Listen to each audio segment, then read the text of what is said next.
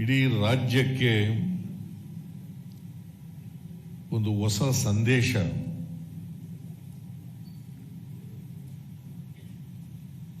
ತಲುಪಿದೆ. ಇದು ಶಿವಕುಮಾರ್ ಅವರು ಅಧ್ಯಕ್ಷರಾಗಿ ನೇಮಕ ಆಗಿ 4 ತಿಂಗಳುಗಳಾಯಿತು. ಅದೇ ಕೊರೋನಾ ರೋಗ ಇದ್ದದರಿಂದ ಅವರು ಸಾವಿರಾರು ಸಂಖ್ಯೆಯಲ್ಲಿ ಪಕ್ಷದ ಕಾರ್ಯಕರ್ತರನ್ನು ಸೇರಿಸಿ ಅಧಿಕಾರ ಸ್ವೀಕಾರ ಮಾಡಲಿಕ್ಕೆ ಸಾಧ್ಯ ಆಗಲಿಲ್ಲ.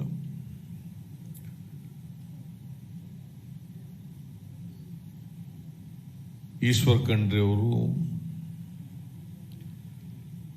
ಕಾರ್ಯಾಧ್ಯಕ್ಷರಾಗಿ ಮುಂದುವರೆದಿದ್ದಾರೆ. ದಿನೇಶ್ ಗುಂಡೂರಾವ್ ಕಾಲದಲ್ಲೂ ಕೂಡ ಕಾರ್ಯಾಧ್ಯಕ್ಷರಾಗಿದ್ದರು. ಸಲೀಂ ಅಹಮದ್ ಅವರು, ಸತೀಶ್ ಜಾರಕಿಹೊಳಿ ಅವರು, ನೂತನವಾಗಿ ಕಾರ್ಯಾಧ್ಯಕ್ಷರಾಗಿ ನೇಮಕ ಆಗಿದ್ದಾರೆ.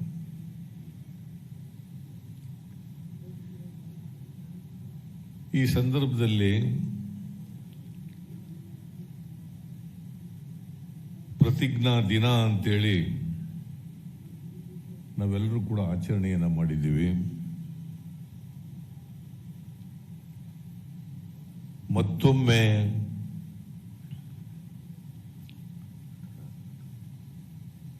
ಸಂವಿಧಾನದ ಪೀಠಿಕೆಯನ್ನು ಪುನರುಚ್ಚಾರ ಮಾಡಿದ್ದೇವೆ. ಪಕ್ಷದ ತತ್ವ ಸಿದ್ಧಾಂತಗಳನ್ನು ಪುನರುಚ್ಚಾರ ಮಾಡಿದ್ದೇವೆ. ಆ ಮೂಲಕ ಕಾರ್ಯಕರ್ತರಲ್ಲಿ ಒಂದು ಹೊಸ ಹುರುಪನ್ನು ಮೂಡಿಸಲಿಕ್ಕೆ ಪ್ರಯತ್ನ ನಡೆದಿದೆ.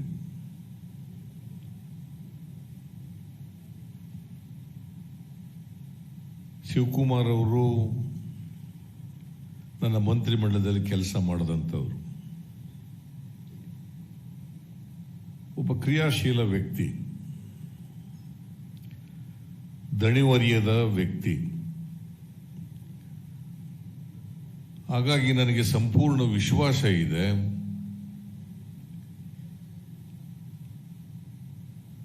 ಶಿವಕುಮಾರ್ ಅವರ ನೇತೃತ್ವದಲ್ಲಿ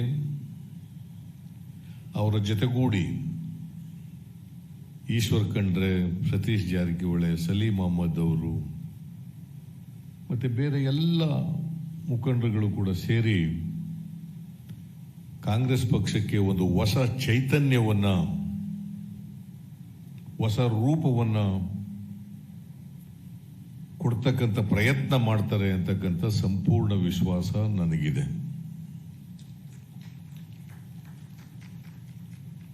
ನಾನು ಈ ಸಂದರ್ಭದಲ್ಲಿ ಇವರನ್ನ ನೇಮಕ ಮಾಡದಂತ ಶ್ರೀಮತಿ ಸೋನಿಯಾ ಗಾಂಧಿ ಅವರನ್ನ, ರಾಹುಲ್ ಗಾಂಧಿ ಅವರನ್ನ, ನಮ್ಮ ರಾಜ್ಯದ ಉಸ್ತುವಾರಿ ವೇಣುಗೋಪಾಲ್ ಅವರನ್ನ ನಾನು ಅವರಿಗೆ ಹೃದಯಪೂರ್ವಕವಾದಂಥ ಧನ್ಯವಾದಗಳನ್ನು ಹೇಳಲಿಕ್ಕೆ ಬಯಸ್ತಾ ಇದ್ದೇನೆ.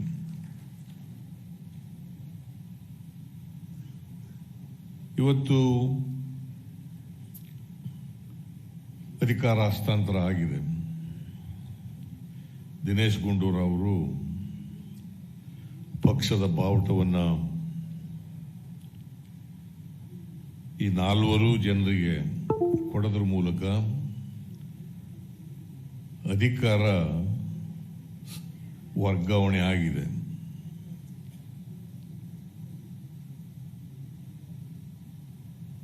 ನಾನು ಶಿವಕುಮಾರ್ ಅವರಿಗೆ ಈ ಸಂದರ್ಭದಲ್ಲಿ ಶುಭ ಕೋರ್ತೇನೆ, ಅಭಿನಂದನೆಗಳನ್ನು ಹೇಳಲಿಕ್ಕೆ ಬಯಸ್ತಾ ಇದ್ದೇನೆ. ಹಾಗೆಯೇ ಈಶ್ವರ್ ಖಂಡ್ರೆ ಅವರಿಗೆ, ಸತೀಶ್ ಜಾರಕಿಹೊಳಿ ಅವರಿಗೆ, ಸಲೀಂ ಅಹಮದ್ ಅವರಿಗೂ ಕೂಡ ಶುಭ ಕೋರಿ ಅಭಿನಂದನೆಗಳನ್ನು ಹೇಳಲಿಕ್ಕೆ ಬಯಸ್ತಾ ಇದ್ದೇನೆ. ಕಾಂಗ್ರೆಸ್ ಪಕ್ಷ ಯಾವತ್ತೂ ಕೂಡ ಅಧಿಕಾರಕ್ಕೋಸ್ಕರ ಹುಟ್ಟುಕೊಂಡಂತ ಪಕ್ಷ ಅಲ್ಲ. ಕಾಂಗ್ರೆಸ್ ಪಕ್ಷ ಅಂತಂದ್ರೆ ಅದು ಒಂದು ಮೂವ್ಮೆಂಟ್, ಅದು ಒಂದು ಚಳುವಳಿ. ಈ ದೇಶದ ರಕ್ಷಣೆಗಾಗಿ ಹುಟ್ಟಿದಂಥ ಪಕ್ಷ.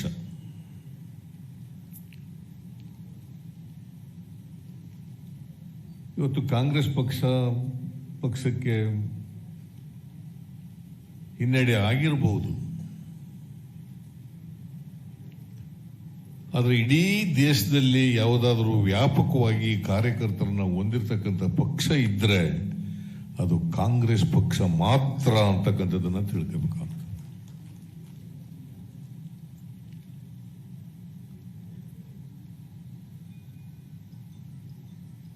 ಹಿನ್ನಡೆಯಾದ ತಕ್ಷಣನೇ ಕಾಂಗ್ರೆಸ್ ಬಹಳ ದುರ್ಬಲವಾಗ್ಬಿಟ್ಟಿದೆ ಅಂತ ಹೇಳಲಿಕ್ಕೆ ಹೋಗಲ್ಲ ನಾನು. ಈಗಾಗಲೇ ಮಾನ್ಯ ಖರ್ಗೆ ಅವರು ಹೇಳಿದ್ರು, ಭಾರತೀಯ ಜನತಾ ಪಕ್ಷಕ್ಕೆ 18 ಕೋಟಿ ಓಟು ಬಂದರೆ ನಮಗೆ 11 ಕೋಟಿ ಓಟು ಬಂದಿದೆ. ನಮಗೆ ಸ್ಥಾನಗಳು ಕಡಿಮೆ ಬಂದಿರಬಹುದು. ಹಾಗೆಯೇ ಕರ್ನಾಟಕದಲ್ಲಿ ಕಳೆದ ಚುನಾವಣೆಯಲ್ಲಿ, ವಿಧಾನಸಭಾ ಚುನಾವಣೆಯಲ್ಲಿ 2018ರಲ್ಲಿ ಶೇಕಡವಾರು ನಮಗೆ ಬಂದಿದ್ದಂಥ ಮತಗಳು 38.14%. ಭಾರತೀಯ ಜನತಾ ಪಕ್ಷಕ್ಕೆ ಬಂದಿದ್ದಂಥ ಓಟುಗಳು 36.34. ಅಂದ್ರೆ ನಮಗೆ ಜನರ ಬೆಂಬಲ ಹೆಚ್ಚಾಗಿತ್ತು. ಅದರ ಸಂಖ್ಯೆಯಲ್ಲಿ ನಾವು ಭಾರತೀಯ ಜನತಾ ಪಕ್ಷಕ್ಕಿಂತ ಕಡಿಮೆ ಆದವು. ಯಾವ ಪಕ್ಷಕ್ಕೂ ಕೂಡ ಈ ರಾಜ್ಯದ ಜನ ಸಂಪೂರ್ಣ ಆಶೀರ್ವಾದವನ್ನ ಮಾಡಲಿಲ್ಲ. ನಾವು ಒಳ್ಳೆ ಕೆಲಸಗಳನ್ನೇನೋ ಮಾಡಿದ್ದು. ನಾನು ಇವತ್ತು ಎಲ್ಲ ನಮ್ಮ ಮಂತ್ರಿಮಂಡಲದ ಎಲ್ಲ ಸದಸ್ಯರು ಕೂಡ ಅವರವರಿಗೆ ಕೊಟ್ಟಿದ್ದ ಜವಾಬ್ದಾರಿಯನ್ನ ಸಮರ್ಥವಾಗಿ ನಿರ್ವಹಿಸಿದ್ರು. ಎಲ್ಲ ಭರವಸೆಗಳನ್ನು ಕೂಡ ಈಡೇರಿಸಿದ್ದವು.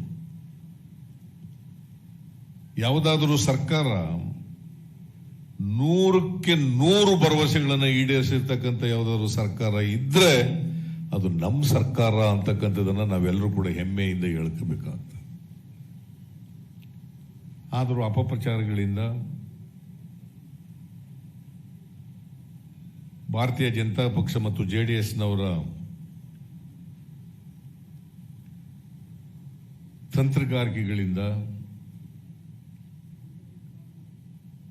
ನಾವು ಬಹುಮತವನ್ನು ಪಡೆಯಲಿಕ್ಕೆ ಸಾಧ್ಯ ಆಗಲಿಲ್ಲ. ಆದರೆ ಇವತ್ತು ನಾವು ಮಾಡಿದಂಥ ಕಾರ್ಯಕ್ರಮಗಳನ್ನು ಜನ ಎಲ್ಲ ಕಡೆ ಜ್ಞಾಪಕ ಮಾಡ್ಕೊತಾ ಇದ್ದಾರೆ. ನಾನು ನಿಮಗೆ ಒಂದು ಮಾತು ಹೇಳಬೇಕು ಅಂತಂದ್ರೆ, ಮನಮೋಹನ್ ಸಿಂಗ್ರವರು ಪ್ರಧಾನಮಂತ್ರಿ ಆಗಿದ್ದ ಸಂದರ್ಭದಲ್ಲಿ ಫುಡ್ ಸೆಕ್ಯೂರಿಟಿ ಆಕ್ಟ್ ತರದೇ ಹೋಗಿದ್ರೆ, ಉದ್ಯೋಗದ ಹಕ್ಕನ್ನ ಕೊಡ್ತಕ್ಕಂಥ ಮಹಾತ್ಮ ಗಾಂಧಿ ಉದ್ಯೋಗ ಖಾತ್ರಿ ಯೋಜನೆಯನ್ನ ತರದೇ ಹೋಗಿದ್ರೆ, ಈ ದೇಶದಲ್ಲಿ ಕೊರೋನಾ ಬಂದಿದೆಯಲ್ಲ, ಇಂಥ ಪರಿಸ್ಥಿತಿನಲ್ಲಿ ದೇಶ ಯಾವ ಕೆಳಮಟ್ಟಕ್ಕೆ ಹೋಯ್ತಾ ಇತ್ತು, ಜನ ಎಷ್ಟು ಸಂಕಷ್ಟವನ್ನ ಅನುಭವಿಸಬೇಕಾಗ್ತಾ ಇತ್ತು ಅನ್ನೋದನ್ನ ನಾವು ಊಹಿಸ್ಕೊಳ್ಳಿಕ್ಕೂ ಕೂಡ ಸಾಧ್ಯ ಆಗಲ್ಲ.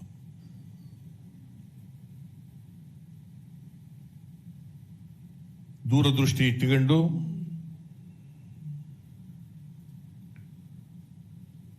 ಈ ಕಾರ್ಯಕ್ರಮಗಳನ್ನ ಭಾರತ ದೇಶದ ಜನರ ಮೂಲಭೂತ ಸಮಸ್ಯೆಗಳಿಗೆ ಪರಿಹಾರ ಕೊಡ್ತಕ್ಕಂಥ ಪ್ರಯತ್ನವನ್ನು ಮನಮೋಹನ್ ಸಿಂಗ್ ರವರ ಸರ್ಕಾರ ಮಾಡಿದ್ರಿಂದ ಇವತ್ತು ಜನರಿಗೆ ಕೆಲಸ ಕೊಡಲಿಕ್ಕೆ, ಊಟ ಕೊಡಲಿಕ್ಕೆ ಸಾಧ್ಯ ಆಗಿದೆ.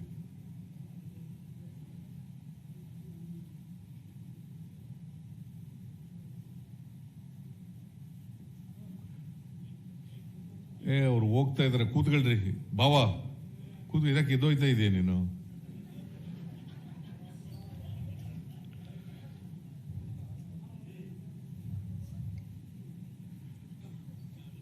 ಯಾವ ಪರಿಸ್ಥಿತಿಗೆ ನಾವು ಹೋಗ್ತಿದ್ದೋ ಅಂತಕ್ಕಂಥದ್ದನ್ನು ಕೂಡ ಇವತ್ತು ನಾವು ಊಹೆ ಮಾಡಿಕೊಳ್ಳಲಿಕ್ಕೆ ಸಾಧ್ಯ ಆಗಲ್ಲ. ಕೊರೋನಾ ರೋಗ ಬಂದ ಮೇಲೆ ನಮ್ಮ ದೇಶಕ್ಕೆ ಕಾಲಿಟ್ಟು ಜನವರಿ 30, 2020ನೇ ಇಸ್ವಿ ಈ ರೋಗ ಸಂಪೂರ್ಣವಾಗಿ ವಾಸಿ ಮಾಡ್ಲಿಕ್ಕೆ ಸಾಧ್ಯ ಇಲ್ಲ. ಕಾರಣ ಯಾಕಪ್ಪ ಅಂತಂದ್ರೆ ಇದಕ್ಕೆ ಔಷಧಿ ಇಲ್ಲ. ಆದರೆ ಇದನ್ನ ಹರಡದಂತೆ ತಡೆಗಟ್ಟಲಿಕ್ಕೆ ಸಾಧ್ಯ ಆಯ್ತಿತ್ತು. ಇದನ್ನ ಈ ಕೆಲಸ ಮಾಡೋದ್ರಲ್ಲಿ ಸಂಪೂರ್ಣವಾಗಿ ಕೇಂದ್ರ ಸರ್ಕಾರ ನರೇಂದ್ರ ಮೋದಿಯವರು, ಇಲ್ಲಿ ರಾಜ್ಯ ಸರ್ಕಾರ ಯಡಿಯೂರಪ್ಪನವರು ಸಂಪೂರ್ಣ ವಿಫಲರಾಗಿದ್ದಾರೆ. ಅಕಾಲಿಕವಾಗಿ ಲಾಕ್ಡೌನ್ ಮಾಡಿದ್ರು.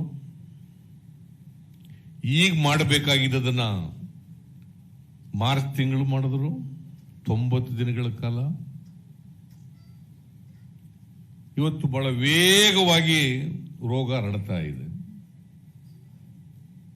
ಅವರ ತಪ್ಪು ನಿರ್ಧಾರಗಳಿಂದ, ಸಿದ್ಧತೆಗಳನ್ನು ಮಾಡ್ಕೊಳ್ದೇನೆ ಲಾಕ್ಡೌನ್ ಅನ್ನು ಘೋಷಣೆ ಮಾಡದ್ರಿಂದ,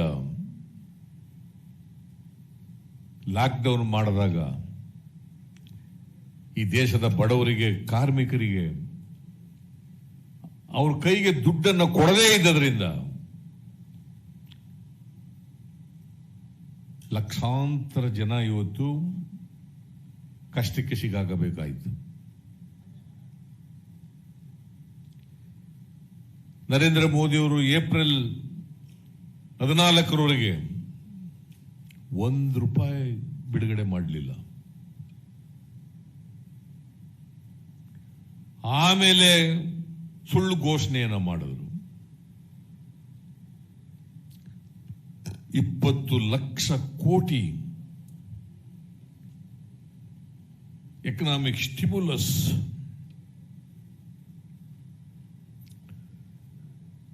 ನಾನು ಅದಕ್ಕೆ ಆಗಾಗ ಹೇಳ್ತಾ ಇರ್ತೀನಿ,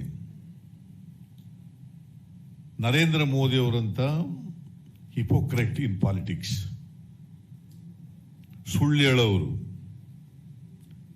ಜನರಿಗೆ ದ್ರೋಹ ಮಾಡೋರು ಸ್ವತಂತ್ರ ಭಾರತ ಇತಿಹಾಸದಲ್ಲಿ ಯಾವ ಪ್ರಧಾನಮಂತ್ರಿನೂ ಕೂಡ ಬಂದಿರಲಿಲ್ಲ. ಅದು ನರೇಂದ್ರ ಮೋದಿ ಅವರು ಮಾತ್ರ ಅಂತಕ್ಕಂಥದ್ದನ್ನು ನಾನು ತಮಗೆ ತಿಳಿಸಲಿಕ್ಕೆ ಬಯಸ್ತೇನೆ. ಈ ದೇಶದ ಜನ ಅರ್ಥ ಮಾಡ್ಕೋಬೇಕು. ಅವರ ಟೊಳ್ಳು ಭರವಸೆಗಳು, ಜನದ್ರೋಹದ ಕೆಲಸ, ಸುಳ್ಳುಗಳನ್ನು ಹೇಳೋದು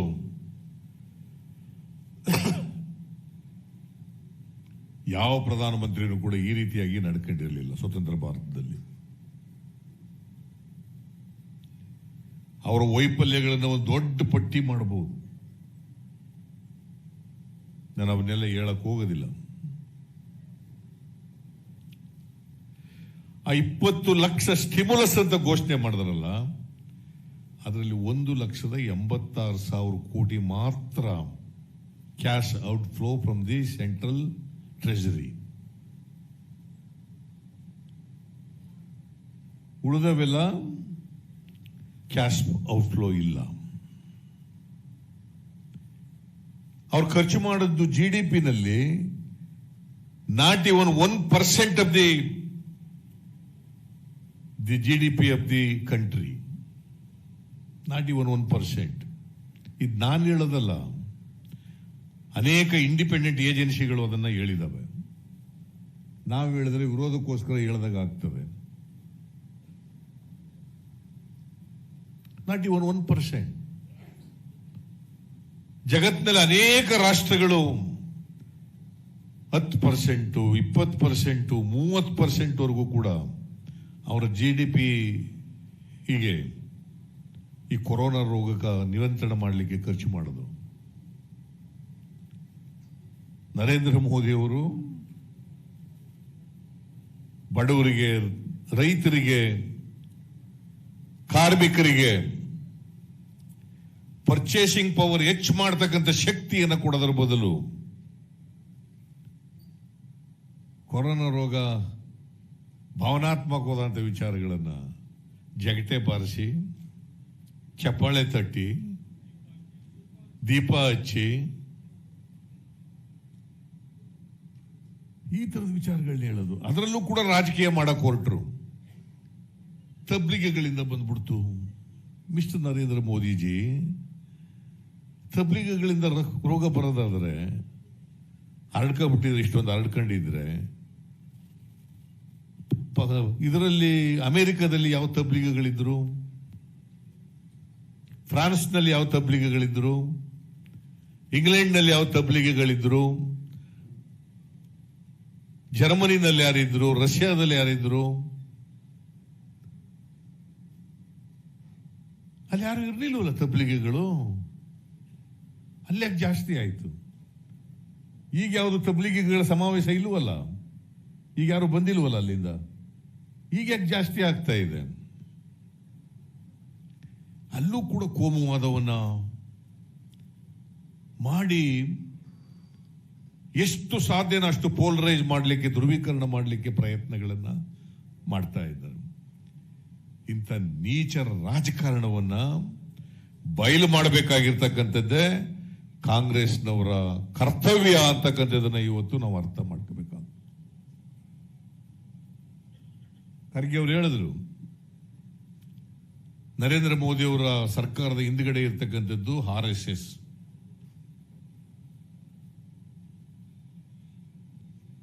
RSSನ ಧ್ಯೇಯೋದ್ದೇಶಗಳಿದ್ದವಲ್ಲ, ಅವೆಲ್ಲವನ್ನು ಕೂಡ ನರೇಂದ್ರ ಮೋದಿ ಅವರು ಈಡೇರಿಸ್ತಾ ಇದ್ದಾರೆ. ಯಾವುದೇ ಎಕನಾಮಿಕ್ ಪ್ರೋಗ್ರಾಮ್ಸ್ ಇಲ್ಲ,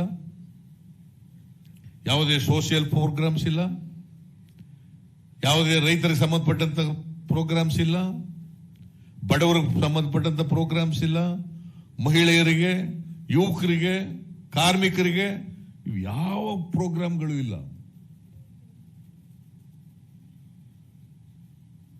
ಇವತ್ತು ಈ ಕೊರೋನಾ ಬಂದ ಮೇಲೆ both health and economy of the country they are ruined by mister Narendra Modi. ಇಷ್ಟೊಂದು ತಳಮಟ್ಟಕ್ಕೆ ಯಾವ ಕಾಲದಲ್ಲೂ ಕೂಡ ಹೋಗಿರಲಿಲ್ಲ ಎಕಾನಮಿ. ಪೆಟ್ರೋಲ್ ಡೀಸೆಲ್ ಬೆಲೆಗಳಂತೂ ಜನ ಇವತ್ತು ಆ ಭಾರನ ಹೊರಲಿಕ್ಕೆ ಸಾಧ್ಯ ಆಗಲ್ಲ. ಮನಮೋಹನ್ ಸಿಂಗ್ ರವರಿದ್ದಾಗ ಕಚ್ಚಾ ತೈಲದ ಬೆಲೆ ಅಂತಾರಾಷ್ಟ್ರೀಯ ಮಾರುಕಟ್ಟೆನಲ್ಲಿ ಜಾಸ್ತಿ ಆದಾಗ $120ಕ್ಕೂ ಹೆಚ್ಚು ಒಂದು ಬ್ಯಾರಲ್ ಕಚ್ಚಾ ತೈಲಕ್ಕೆ ಜಾಸ್ತಿ ಆಯಿತು. ಆ ಕಾಲದಲ್ಲಿ ಜನರಿಗೆ ಭಾರ ಕಡಿಮೆ ಮಾಡಬೇಕು ಅಂತೇಳಿ 2,40,000 ಕೋಟಿ ರೂಪಾಯಿಗಳನ್ನ ಸಬ್ಸಿಡಿಯಾಗಿ ಕೊಡ್ತಾ ಇದ್ರು. ಆಗ 70 ರೂಪಾಯಿಗಿಂತ ಯಾವತ್ತೂ ಕೂಡ 65-70 ರೂಪಾಯಿಗಿಂತ ಪೆಟ್ರೋಲ್ ಬೆಲೆ ಹೆಚ್ಚಾಗಿರಲಿಲ್ಲ. ಡೀಸೆಲ್ ಬೆಲೆ ಪೆಟ್ರೋಲ್ ಬೆಲೆಗಿಂತ 15 ರೂಪಾಯಿ ಕಡಿಮೆ ಇರ್ತಿತ್ತು ಯಾವಾಗಲೂ. ಇವತ್ತೇನಾಗಿದೆ? ಪೆಟ್ರೋಲ್ ಡೀಸೆಲ್ ಬೆಲೆ ಇವತ್ತು 81, 82, 83 ರೂಪಾಯಿ ಆಗ್ಬಿಟ್ಟಿದೆ. ಡೀಸೆಲ್ ಬೆಲೆ ಪೆಟ್ರೋಲ್ ಬೆಲೆಗಿಂತ ಮುಂದಕ್ಕೆ ಹೊರಟೋಗ್ಬಿಟ್ಟಿದೆ. ಆದರೆ ಕಚ್ಚಾ ತೈಲದ ಬೆಲೆ ಏನಾಗಿದೆ ಇವತ್ತು ಅಂತಾರಾಷ್ಟ್ರೀಯ ಮಾರುಕಟ್ಟೆಯಲ್ಲಿ? Less than $40 per barrel. Less than $40 per barrel. ನನ್ನ ಪ್ರಕಾರ ಇಷ್ಟೊಂದು ಸಬ್ಸಿಡಿನೂ ನಿಂತು ಹೋಗಿದೆ ಕೊಡೋದು. ಕಚ್ಚಾ ತೈಲದ ಬೆಲೆನೂ ಕಡಿಮೆ ಆಗಿದೆ. 25 ರೂಪಾಯಿಗೆ ಡೀಸೆಲ್, 30 ರೂಪಾಯಿಗೆ ಪೆಟ್ರೋಲ್ ಮಾರಾಟ ಮಾಡಬೇಕಾಗಿತ್ತು. 2004ರಲ್ಲಿ ಇತ್ತಲ್ಲ, ಆ ಬೆಲೆಗೆ ಮಾರಾಟ ಮಾಡ್ತಕ್ಕಂಥ ಕೆಲಸವನ್ನ ಇವತ್ತು ಇವ್ರು ಮಾಡಬೇಕಾಗಿತ್ತು. ನನಗೆ ಇನ್ಫಾರ್ಮೇಶನ್ ಪ್ರಕಾರ 18 ಲಕ್ಷ ಕೋಟಿ ರೂಪಾಯಿಗಳು ಕೇಂದ್ರ ಸರ್ಕಾರಕ್ಕೆ ಬರೀ ಎಕ್ಸೈಸ್ ಡ್ಯೂಟಿಯಿಂದಲೇ ಬಂದಿದೆ. ಎಕ್ಸೈಸ್ ಡ್ಯೂಟಿ ಒಂದರಿಂದಲೇ 18 ಲಕ್ಷ ಕೋಟಿ. ಅವನು ಯಾವನೋ ಒಬ್ಬ ಪ್ರಧಾನನವನು ಮಂತ್ರಿ ಕೇಂದ್ರದಲ್ಲಿ ಅವನು ಹೇಳಿದಾನೆ, ಇಲ್ಲ ಪೆಟ್ರೋಲ್ ಡೀಸೆಲ್ ಬಂದಂತ ಲಾಭದ ದುಡ್ಡನ್ನ ಬಡವರಿಗೆ ಹಂಚಿಬಿಟ್ಟಿದೀವಿ,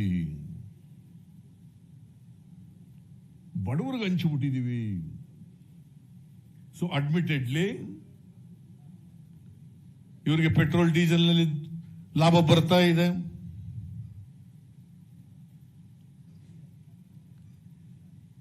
ಅಷ್ಟು 18 ಲಕ್ಷ ಕೋಟಿ ರೂಪಾಯಿಗಳು ಕೂಡ ಎಲ್ಲ ಗ್ರಾಹಕರಿಗೆ ವರ್ಗಾವಣೆ ಆಗ್ಬೇಕಾಗಿತ್ತು. ಐ ಡೋಂಟ್ ನೋ ಯಾಕೆ ಜನ ಇವತ್ತು ಸುಮ್ಮನೆ ಕೂತಿದ್ದಾರೆ ಅಂತ ನನಗೆ ಆಶ್ಚರ್ಯ ಆಗ್ತಾ ಇದೆ. ಇಷ್ಟೊಂದು ಬೆಲೆ ಆಗಿರುವಾಗ ಬರೀ ಡೀಸೆಲ್ ಬೆಲೆ, ಪೆಟ್ರೋಲ್ ಬೆಲೆ ಆರದ ಬರೀ ಅಷ್ಟಕ್ಕೆ ಸ್ಕೂಟರ್ ಓಡಿಸೋರಿಗೆ, ಕಾರ್ ಇಟ್ಕೊಂಡಿರೋರಿಗೆ ಅಷ್ಟಕ್ಕೆ ಅಲ್ಲ, ಇಡೀ ಜನಸಮುದಾಯದ ಮೇಲೆ ಪರಿಣಾಮ ಬೀರ್ತದೆ. ಎಲ್ಲ ಅಗತ್ಯ ವಸ್ತುಗಳು ಬೆಲೆಗಳು ಗಗನಕ್ಕೆ ಹೋಗ್ತವೆ. ಬಡವರು, ಕಾರ್ಮಿಕರು, ರೈತರು, ಎಲ್ಲ ಜನರ ಅಗತ್ಯ ವಸ್ತುಗಳು, ಪದಾರ್ಥಗಳು ಕೂಡ ಗಗನಕ್ಕೆ ಹೋಗ್ತವೆ. ಆರ್ಥಿಕತೆ ಮೇಲೆ ಪರಿಣಾಮ ಬೀರುತ್ತದೆ. ಇಂಥ ಪರಿಸ್ಥಿತಿಯಲ್ಲೂ ಕೂಡ ಈ ದೇಶದ ಜನ ಸಹಿಸಿಕೊಂಡಿದ್ದಾರಲ್ಲ ಅನ್ನೋದೇ ನನಗೆ ಆಶ್ಚರ್ಯ. ಇದೇ ಬಿಜೆಪಿಯವರು ಕಾಂಗ್ರೆಸ್ ಸರ್ಕಾರ ಇದ್ದಾಗ ಸ್ವಲ್ಪ ಎಂತದು ಗ್ಯಾಸ್ ಸಿಲಿಂಡರ್ಗಳ ಬೆಲೆ ಏರಿದಾಗ ಏನು ತಲೆ ಮೇಲೆ ಒತ್ತುಕೊಂಡು ಮೆರವಣಿಗೆ ಮಾಡಿದ್ದೇನು? ಇವರು ನಾಚಿಕೆ ಆಗಲ್ವಾ? ಇವತ್ತು ಒಂದು ಸಿಲಿಂಡರ್ ಗ್ಯಾಸ್ದು 900 ರೂಪಾಯಿ.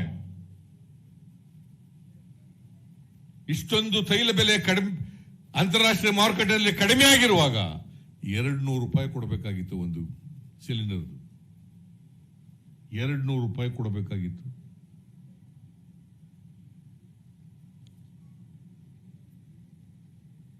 ಇವತ್ತು ನಾವು ದೇಶ ಉಳಿಸ್ಲಿಕ್ಕೋಸ್ಕರವಾಗಿ ಕಾಂಗ್ರೆಸ್ ಉಳಿಬೇಕು, ಉಳಿಯುತ್ತದೆ. ಅದಕ್ಕಿಂತ ಮುಖ್ಯವಾಗಿ ಕಾಂಗ್ರೆಸ್ ಮುಂದೆ ಇರ್ತಕ್ಕಂಥ ಸವಾಲು ದೇಶ ಉಳಿಸ್ತಕ್ಕಂಥ ಕೆಲಸವನ್ನು ಮಾಡಬೇಕಾಗ್ತದೆ.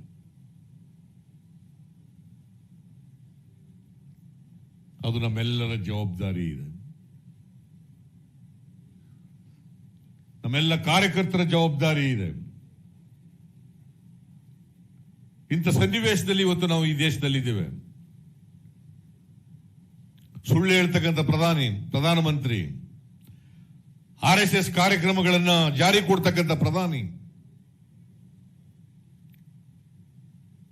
ಜನರಿಗೆ ದ್ರೋಹ ಮಾಡ್ತಕ್ಕಂಥ ಪ್ರಧಾನಿ ಇವತ್ತು ದೇಶದಲ್ಲಿದ್ದಾರೆ.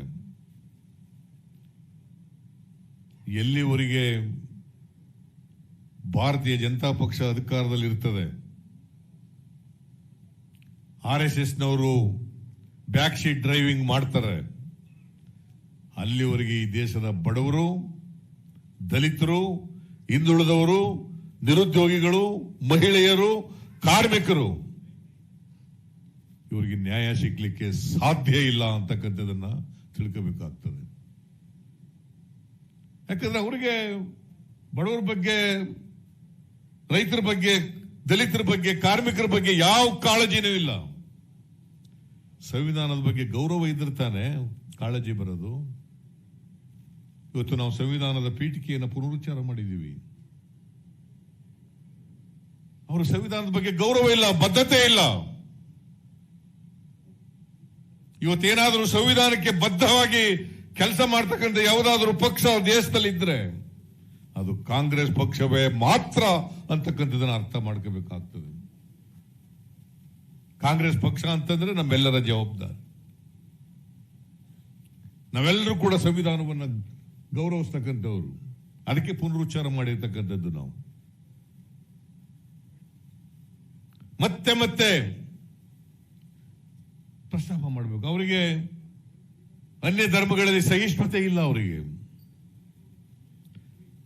ಸಂವಿಧಾನದ ಮೂಲ ತಿರುಳಿರದೆ ಇನ್ನೊಂದು ಧರ್ಮದ ಬಗ್ಗೆ ಸಹಿಷ್ಣುತೆಯನ್ನ ಬೆಳೆಸ್ಕೊಳ್ತಕ್ಕಂಥದ್ದೇ ತಿರುಳು.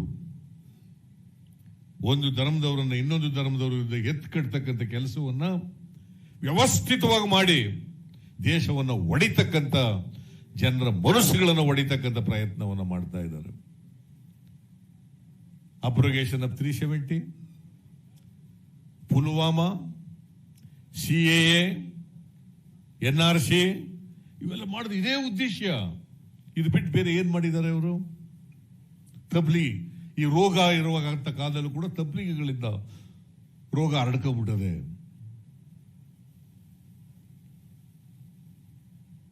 ಕೋಮುವಾದದ ವಿಷಯಗಳನ್ನು ಬಿಟ್ಟರೆ ಬೇರೆ ಯಾವ ವಿಷಯಗಳು ಕೂಡ ಇಲ್ಲ.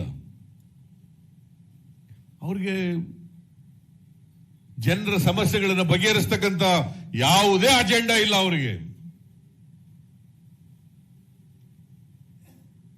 ಇಲ್ಲಿ ಯಡಿಯೂರಪ್ಪನವರು ಹಿಂಬಾಗಲಿನಿಂದ ಬಂದ್ಬಿಟ್ಟಿದ್ದಾರೆ ಅಧಿಕಾರಕ್ಕೆ. ಅವ್ರಿಗೆ ಜನ ಆಶೀರ್ವಾದ ಮಾಡಿರಲಿಲ್ಲ.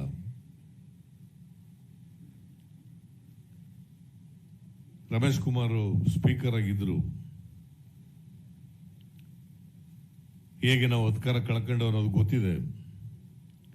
ಯಾಕಂದ್ರೆ ಅವರು MLAಗಳು ಕ್ರಾಸ್ ಮಾಡಿದ್ರಲ್ಲ, ಡಿಸ್ಕ್ವಾಲಿಫಿಕೇಶನ್ ಆದೇಶ ಹೊರಡಿಸಿದವರು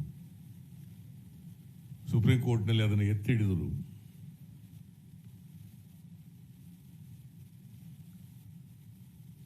ಅವರು ಪಕ್ಷಕ್ಕೋಸ್ಕರ ಆದೇಶ ಮಾಡಿದ್ರು ಅಂತ ಹೇಳಲ್ಲ ನಾನು.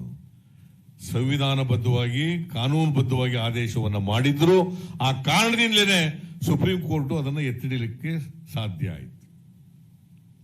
ಅದಕ್ಕೂ ಅಪಪ್ರಚಾರಗಳನ್ನು ಮಾಡಿದ್ರು.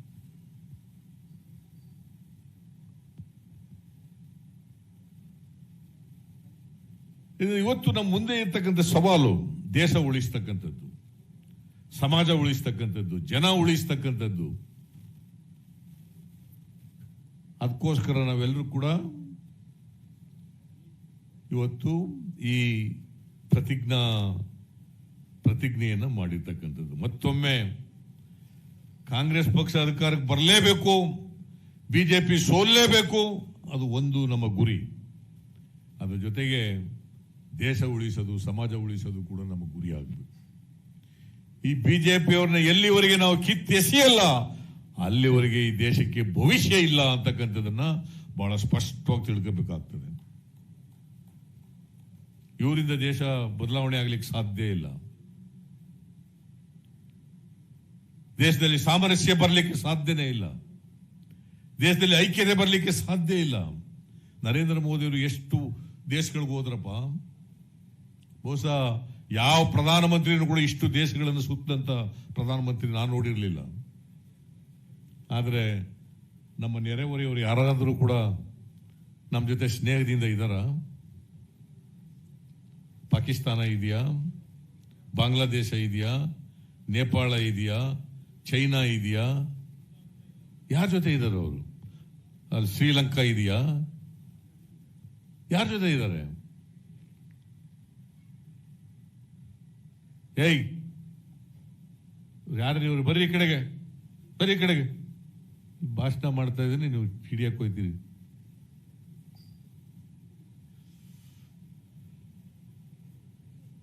ಯಾರಾದ್ರೂ ದೇಶ ಇದೆಯಾ?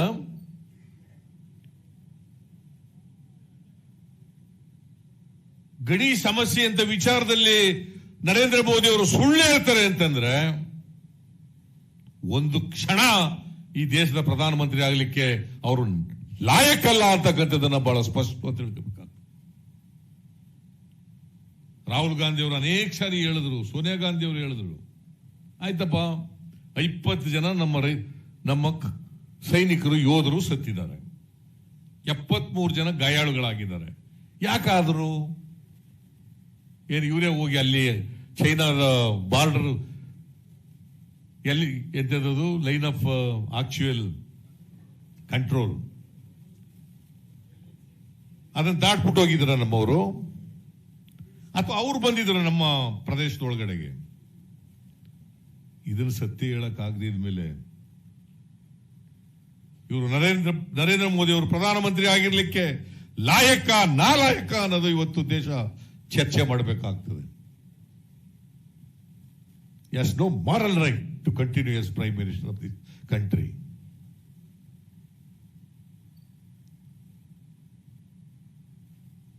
ಇವತ್ತು ಎಲ್ಲ ಜನರು ಕೂಡ ನರಳುತ್ತಾ ಇದ್ದಾರೆ. ಈ ಯಡಿಯೂರಪ್ಪನವ್ರಿಗೆ ಅನೇಕ ಸಾರಿ ನಾವು ನಿಯೋಗವಾಗಿ, ನಾನು, DK ಶಿವಕುಮಾರ್, ರಮೇಶ್ ಕುಮಾರ್, ಬಹಳ ಜನ ಹೋಗಿ, ಉಗ್ರಪ್ಪ, ನಾವೆಲ್ಲ ಹೋಗಿ ಹೇಳೋದು ಹಿಂಗಿಗ್ ಮಾಡ್ರಿ ಅಂತ ಹೇಳೋದು. ಒಂದು ಸಲಹೆಯನ್ನು ಕೂಡ ಮಾಡಲಿಲ್ಲ. ನಾನು ಒಂದು 20 ಲೆಟರ್ ಬರೆದಿರಬಹುದು, ಒಂದು ಲೆಟರ್ ಉತ್ತರ ಕೊಡ್ಲಿಲ್ಲ.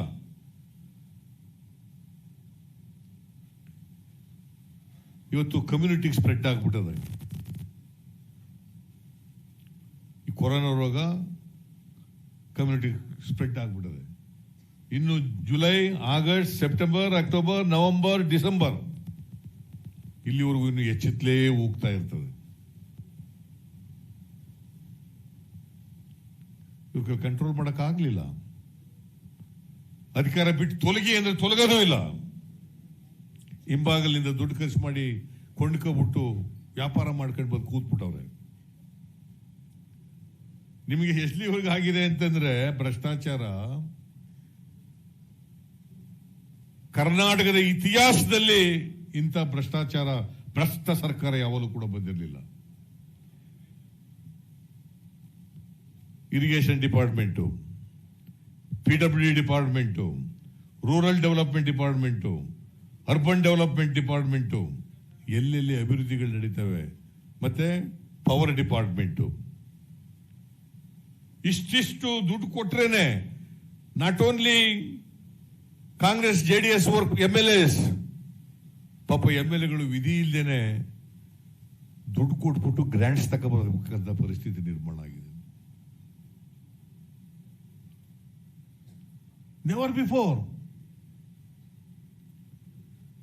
ನನಗೆ ಒಬ್ಬ BJP ex-MLA ಸಿಕ್ಕಿದ್ದ. ಅವ್ರು ಹೇಳ್ದ, ಸರ್ ನಾನೇ 5% ಕೊಟ್ಬಿಟ್ಟು ತಗೊಬಂದಿದ್ದೀನಿ ಸರ್ ದುಡ್ಡನ್ನ ಅಂತ. 5% ತಗೊಬಂದಿದ್ದೀನಿ ದುಡ್ಡು ಕೊಟ್ಬಿಟ್ಟು ಅಂತ. ಅವರು BJP ಜಿಲ್ಲಾ ಅಧ್ಯಕ್ಷ, ex-MLA. ಇಂಥ ಲಜ್ಜಿಗೆಟ್ಟು ಭ್ರಷ್ಟ ಸರ್ಕಾರ ಕರ್ನಾಟಕದ ಇತಿಹಾಸದಲ್ಲಿ ಯಾವ ಕಾಲದಲ್ಲೂ ಕೂಡ ಬಂದಿರಲಿಲ್ಲ. ಕಾಂಗ್ರೆಸ್ ಪಕ್ಷಕ್ಕೆ ಒಂದು ಇತಿಹಾಸ ಇದೆ. ಕಾಂಗ್ರೆಸ್ ಪಕ್ಷಕ್ಕೆ ಜನಪರವಾದಂತ ಕಾಳಜಿ ಇದೆ. ಈ ದೇಶದ ಇವತ್ತು ಅಭಿವೃದ್ಧಿ ಇಷ್ಟೆಲ್ಲ ಬೆಳವಣಿಗೆ ಆಗಿದ್ರೆ ಅದು ಬಿಜೆಪಿಯಿಂದ ಅಲ್ಲ. ತಂತ್ರಜ್ಞಾನ ಬೆಳೆದಿದ್ರೆ, ಇವತ್ತು ಇದೆಲ್ಲ ಉಪಯೋಗಿಸ್ಕೊಂಡು ತಂತ್ರಜ್ಞಾನ ಬೆಳೆದಿದ್ರೆ ಇದಕ್ಕೆ ಕಾಂಗ್ರೆಸ್ ಪಕ್ಷವೇ ಕಾರಣವೋ ಹೊರತು ಭಾರತೀಯ ಜನತಾ ಪಕ್ಷ ಅಲ್ಲ. ಏನಿದೆ ಅವರು, what is their contribution to this country? ಸುಳ್ಳು ಹೇಳೋದು, ವೈಭವೀಕರಿಸೋದು, ಇವ್ರಿಗೇನ್ ವಾಟ್ ದೇಶದ ಸ್ವಾತಂತ್ರ್ಯ ಹೋರಾಟದಲ್ಲಿ ಏನ್ ಕೊಡುಗೆ ಇವ್ರದು?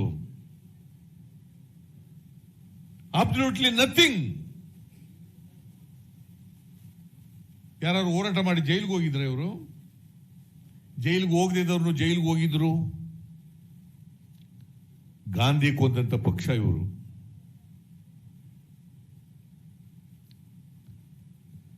ಗಾಂಧಿ ಕೊಂದಂತ ಪಕ್ಷದಲ್ಲಿ ಯಾರು ಒನ್ ಆಫ್ ದಿ ಅಕ್ಯೂಸ್ಡ್ ಆಗಿದ್ರು ಅವ್ರನ್ನ ವೈಭವೀಕರಿಸೋದು, ಅವ್ರನ್ನ ಇಲ್ಲಿ ಕರ್ಕ ಒಂದು ಬೆಂಗಳೂರು ರೋಡ್ಗೆ ಅವ್ರ ಹೆಸರಿಡೋದು.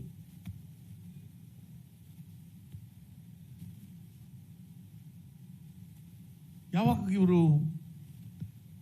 ದೇಶಕ್ಕೋಸ್ಕರ ತ್ಯಾಗ ಬಲಿದಾನ ಮಾಡಿರ್ತಕ್ಕಂಥದ್ದು? ಇವತ್ತು ಏನಾದರೂ ತ್ಯಾಗ ಬಲಿದಾನ ಮಾಡಿದ್ರೆ ಮಹಾತ್ಮ ಗಾಂಧೀಜಿಯಿಂದ ಹಿಡಿದು ರಾಜೀವ್ ಗಾಂಧಿ ಅವರಿಗೆ, ಇಂದಿರಾ ಗಾಂಧಿ ಅವರಿಗೆ ಆ ಪರಂಪರೆ ಇರೋದು ಕಾಂಗ್ರೆಸ್ ಪಕ್ಷಕ್ಕೆ ಹೊರತು ಭಾರತೀಯ ಜನತಾ ಪಕ್ಷಕ್ಕಲ್ಲ. ತ್ಯಾಗ ಬಲಿದಾನ ಅನ್ನೋದವರು ಗೊತ್ತೇ ಇಲ್ಲ. ಈ ನರೇಂದ್ರ ಮೋದಿ ಅವರು ನೋಡಿ, ಈಗ ಈ ಕೊರೋನಾ ಬಂತಲ್ಲ, ಅವತ್ತಿನಿಂದ ಈಚೆ ಮನೆ ಬಿಟ್ಟು ಈಚೆಗೆ ಬಂದಿಲ್ಲ ಪುಣ್ಯಾತ್ಮ.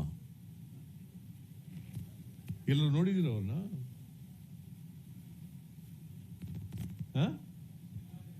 ನಾವೆಲ್ಲ ಜನರ ಮಧ್ಯೆ ಹೋಗಿ ಕೆಲಸ ಮಾಡ್ತಾ ಇದ್ದೀವಿ. ಈ ಆಸಾಮಿ ಆ ಪ್ರೈಮ್ ಮಿನಿಸ್ಟರ್ ಮನೆ ಬಿಟ್ಟು ಈಚೆಗೆ ಬಂದಿಲ್ಲ.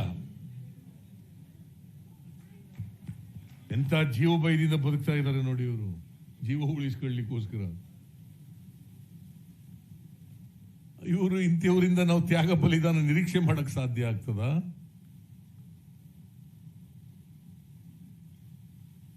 ಕಾಂಗ್ರೆಸ್ಸಿನ ಜವಾಬ್ದಾರಿ ಬಹಳ ದೊಡ್ಡದಿದೆ. ಈಗ ಇನ್ನೊಂದು ಸ್ವಾತಂತ್ರ್ಯ ಹೋರಾಟ, ಇನ್ನೊಂದು ಸ್ವಾತಂತ್ರ್ಯ ಹೋರಾಟ. ಈ ಬಿಜೆಪಿ ತೆಗಿಲಿಕ್ಕೆ ಇನ್ನೊಂದು ಸ್ವಾತಂತ್ರ್ಯ ಹೋರಾಟ. ಅದು ನಮ್ಮ ಮುಂದೆ ಇರ್ತಕ್ಕಂಥ ಸವಾಲು.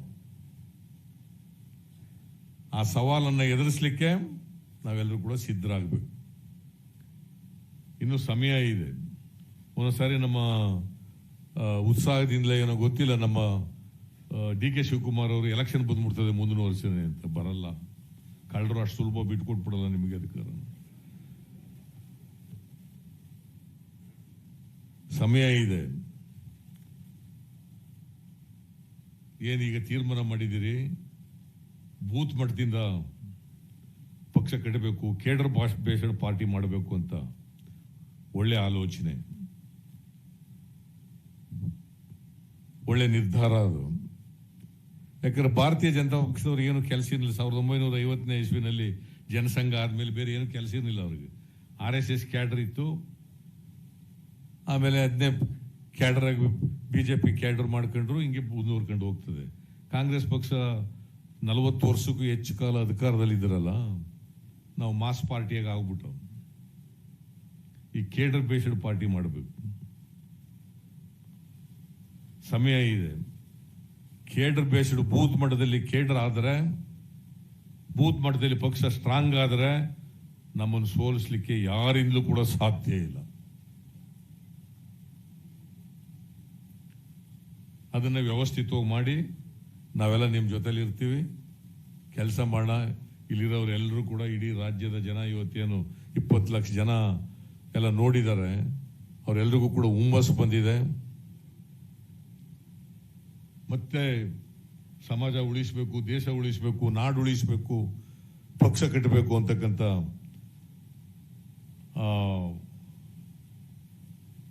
ವಿಶ್ವಾಸ ಇವತ್ತು ಎಲ್ಲರಲ್ಲೂ ಕೂಡ ಬೆಳೆದು ಬರ್ತಾ ಇದೆ. ಪಕ್ಷ ಕಟ್ಟೋಣ. ಇನ್ನೂ ಹಾಳು ಮಾಡ್ತಾರೆ ದೇಶನ. ಇನ್ನು 4 ವರ್ಷ ನರೇಂದ್ರ ಮೋದಿ ಅವರು ಇನ್ನೆಲ್ಲಿವರೆಗೆ ತಗೊಂಡು ಹೋಗ್ತಾರೋ, ಎಷ್ಟು ಹಾಳು ಮಾಡ್ಬಿಡ್ತಾರೋ ಹೇಳಕ್ಕಾಗಲ್ಲ. ಯಡಿಯೂರಪ್ಪನವರು ಅವ್ರೇನೇನು ಪಾಪಕ್ಕೆ ಏನು ಕೆಲಸ ಮಾಡಕ್ಕಿಲ್ಲ. ಬಿಕಾಸ್ ಒಬ್ರು ಡಿಫ್ಯಾಕ್ಟೋ ಚೀಫ್ ಮಿನಿಸ್ಟರ್, ಒಬ್ರು ಡಿ ಜೂರೆ ಚೀಫ್ ಮಿನಿಸ್ಟರ್ ಇರೋರು ಕರ್ನಾಟಕದಲ್ಲಿ. ಲೂಟಿ ಹೊಡೆಯೋದು ಒಂದೇ ಕೆಲಸ, ಬೇರೆ ಏನಿಲ್ಲ.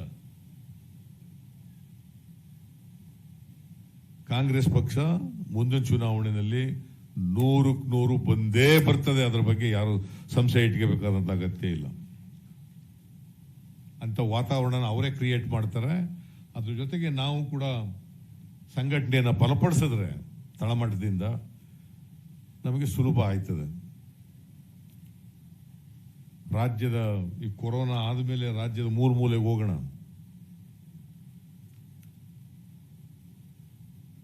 ನಮ್ಮ ಸಾಧನೆಗಳು, ಕಾಂಗ್ರೆಸ್ ಸರ್ಕಾರದ ಸಾಧನೆಗಳು, ಕೇಂದ್ರ ಮತ್ತು ರಾಜ್ಯ, ನಮ್ಮ ಸರ್ಕಾರದ ಸಾಧನೆಗಳು, ಅವರ ವೈಫಲ್ಯಗಳು ಜನರ ಮುಂದೆ ಇಡ್ತಕ್ಕಂಥ ಪ್ರಯತ್ನ ಮಾಡೋಣ. ಜೊತೆಗೆ ಕಾಂಗ್ರೆಸ್ ಪಕ್ಷದ ಕಾರ್ಯಕರ್ತರಿಗೆ ಇವತ್ತೇನು ಪ್ರತಿಜ್ಞಾವಿಧಿ ಬೋಧನೆ ಮಾಡಿದ್ದೀರಿ, ಬದ್ಧತೆ ಇರಬೇಕು. ಕಾಂಗ್ರೆಸ್ ಪಕ್ಷಕ್ಕೆ, ಕಾಂಗ್ರೆಸ್ ಪಕ್ಷ ತತ್ವ ಸಿದ್ಧಾಂತಕ್ಕೆ ಬದ್ಧತೆ ಇರಬೇಕು. ಸೋಲು ಗೆಲುವು ಬೇರೆ. ಯಾವುದೇ ರಾಜಕೀಯ ಪಕ್ಷಕ್ಕೆ ನಿರಂತರವಾಗಿ ಗೆಲುವಿರಲ್ಲ, ನಿರಂತರವಾಗಿ ಸೋಲಿರಲ್ಲ. ಇವತ್ತು 2 ರಾಷ್ಟ್ರೀಯ ಪಕ್ಷಗಳಿರ್ತಕ್ಕಂಥದ್ದು ದೇಶದಲ್ಲಿ. ಒಂದು ಕಾಂಗ್ರೆಸ್, ಇನ್ನೊಂದು ಬಿಜೆಪಿ. ಕಮ್ಯುನಿಸ್ಟ್ ಪಾರ್ಟಿಗಳೆಲ್ಲವೂ ಹೋಗಿ ಶಕ್ತಿ ಕಳ್ಕೊಬಿಟ್ಟಿದ್ದಾವೆ. ಈಗ ಭಾರತೀಯ ಜನತಾ ಪಕ್ಷ ಜನರಿಗೆ ಬೇಡ ಅಂದಾಗ ಇನ್ನೊಂದು ಆಲ್ಟರ್ನೇಟಿವ್ ಪಕ್ಷ ಇರ್ತಕ್ಕಂಥದ್ದು ಕಾಂಗ್ರೆಸ್ ಮಾತ್ರ ಜನರಿಗೆ. ಅಂತ ವ್ಯವಸ್ಥೆಯನ್ನು ನಿರ್ಮಾಣ ಮಾಡಬೇಕಾಗಿರೋದೇ ನಮ್ಮೆಲ್ಲರ ಜವಾಬ್ದಾರಿ.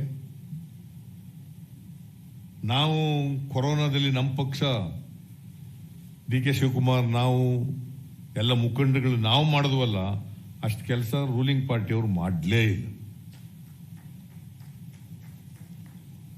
ಒಂದು ವೇಳೆ ನಮ್ಮ MLAಗಳು, ಸೋತ ಅಭ್ಯರ್ಥಿಗಳು, ಬೇರೆ ಕಾರ್ಯಕರ್ತರುಗಳು ಲಾಕ್ಡೌನ್ ಆದಂಥ ಪೀರಿಯಡ್ನಲ್ಲಿ ಅವ್ರಿಗೆ ಊಟ ಕೊಡೋದು, ಫುಡ್ ಕಿಟ್ಗಳು ಕೊಡೋದು, ಆಹಾರ ಧಾನ್ಯಗಳು ಕಿಟ್ ಕೊಡೋದು ನಾವೇ ಅವ್ರಿಗಿಂತ ಹೆಚ್ಚು ಕೊಟ್ಟಿದ್ದೀವಿ. ಅವರು ಸರ್ಕಾರದ ಅಕ್ಕಿನೇ ಕದ್ದುಬಿಟ್ರು, ಅವರು ಪದಾರ್ಥಗಳನ್ನೇ ಕದ್ದುಬಿಟ್ರು. ಆ ಇಕ್ವಿಪ್ಮೆಂಟ್ಸ್ ಕೊಂಡ್ಕೊಳ್ಳೋದ್ರಲ್ಲಿ ಎಚ್ ಕೆ ಪಾಟೀಲ್ ಲೂಟಿ ಹೊಡೆದಿದ್ದಾರೆ ಅಂತಂದ್ರು ಕೂಡ ಅವರಿಗೆ ಲಜ್ಜೆಗೆಟ್ಟ ಜನ ಅದನ್ನ ಸ್ಪೀಕರ್ ಮೂಲಕ ಪಾಪ ಅವರನ್ನು ಬಳಸ್ಕೊಳ್ಳಲಿಕ್ಕೆ ಪ್ರಯತ್ನ ಮಾಡ್ತಾರೆ. ಇಂಥ ನಾಚಿಗೆಟ್ಟ ಜನ, ಲಜ್ಜೆಗೆಟ್ಟ ಜನ, ಕೋಮುವಾದಿಗಳು, ಇವರನ್ನ ನಾವು ಅಧಿಕಾರದಿಂದ ತೆಗೆದೇ ಹೋದರೆ ಈ ದೇಶದ ಹಿತದೃಷ್ಟಿಯಿಂದ ಬಹಳ ಕೆಟ್ಟದಾಗ್ತದೆ. ಅದರಿಂದ ನಾವು ತೆಗಿಯೋಕ್ಕೆ ಎಲ್ಲ ಪ್ರಯತ್ನ ಮಾಡೋಣ. ಈಗೇನು ಉತ್ಸಾಹ ಇದೆ ಡಿ ಕೆ ಶಿವಕುಮಾರ್ಗೆ, ಮತ್ತೆ 3 ಜನ, ಇನ್ನು ಶಿವಕುಮಾರ್ಗಿಂತ ವಯಸ್ಸು ಕಮ್ಮಿ ಇದೆಯಾ ಏನಪ್ಪ ಸತೀಶ್ ನಿನಗೆ? ಇಬ್ರು ಒಂದೇನಾ? ಇವ್ರಿಗಿಬ್ರಿಗೂ ಸ್ವಲ್ಪ ಕಡಿಮೆ ಇದೆ, ಇನ್ನು ವಯಸ್ಸಿದೆ ನಿಮಗೆ. ಯಾಕಂದ್ರೆ ಯಾವಾಗಲೂ ಶಿವಕುಮಾರ ಯುವ ನಾಯಕ ಅಂತಾರೆ. ಅದು ಸ್ವಲ್ಪ ಇನ್ನೂ ಹೆಚ್ಚು ನಿಮಗೆ ಇದು ಕೊಡ್ಲಿ, ಚೈತನ್ಯ ಕೊಡ್ಲಿ ಅಂತ ಹೇಳಿ ನಾವೆಲ್ಲ ನಿಮ್ಮ ಜೊತೆಗಿದ್ದೀವಿ ಅಂತ ಹೇಳ್ತಾ